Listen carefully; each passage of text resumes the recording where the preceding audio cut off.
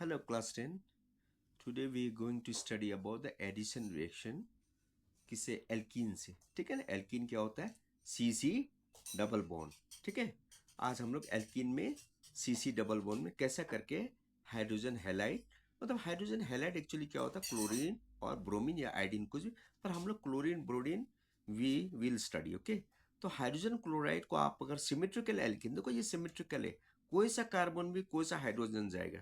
तो यहाँ पर क्या होता है, ये देखो इलेक्ट्रॉन पाई बॉन्ड सिर्फ ब्रेक होगा, ये पाई बॉन्ड हाइड्रोजन को लेगा, ये क्लोरीन का जो आपका ये है बॉन्ड, ये बॉन्ड आकर के यहाँ चिपकेगा, तो ये आपका हाइड्रोजन क्लोराइड कहाँ चिपकेगा? ये हाइड्रोजन यहाँ, ये मतलब कोई सा में जा सकता है। ये आपका सिमेट्रिकल है, क्या बनाएगा ये? Ethyl, one carbon two carbon, ethyl chloride. Now when you take the case of unsymmetrical alkene, unsymmetrical alkene में क्या होता है? आप देखिए, ये तीनों में एक जगह होता है डबल बॉन्ड ना, ये आपका अनसिमेट्रिकल, यहाँ पर डबल बॉन्ड या सिंगल बॉन्ड, तो ये अनसिमेट्रिकल।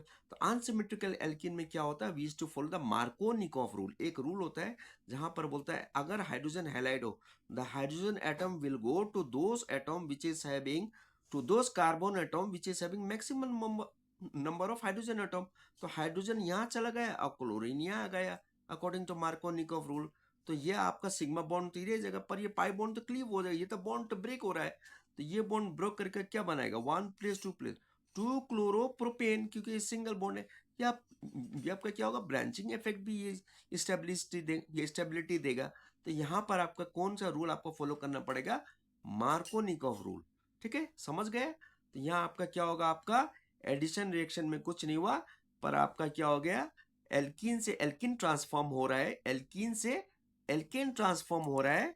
और सेकंड मोस्ट इंपॉर्टेंट यहाँ पर आपका हैलाइड आपका एडिशन हो रहा है। देखिए यहाँ पर आपका ब्रांचिंग इफेक्ट स्टेबलाइज्ड है, पर यहाँ पर आपका ब्रांचिंग इफेक्ट, क्योंकि सिमेट्रिकल एल्कीन है, ये कहीं पे आने से भी एक हो वो सेम ही इफेक्ट रहेगा, मतलब स्टेबिलिटी ज्यादा यहाँ पर ब्रांचिंग इफेक्ट में होगा।